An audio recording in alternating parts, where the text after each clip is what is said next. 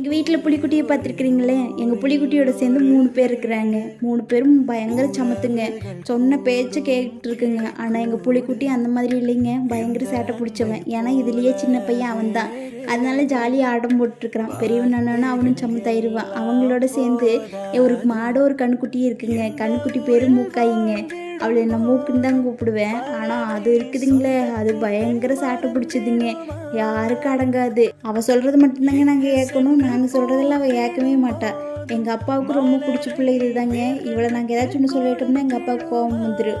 இவள் 1 மணிக்கு பசிக்குது பில்லு வேணும்னு கேட்டால் கூட போய் தோட்டத்தில் அறுத்துட்டு வந்துடுங்க. அந்தளவுக்கு பாசம். 2 பேரும் ஒன்றா தான் சுற்றிட்டு இருப்பாங்க. எங்கள் அப்பாவையும் ஒவ்வொரு டைம் வந்துட்டு வெறுப்பேற்றி விடுவா.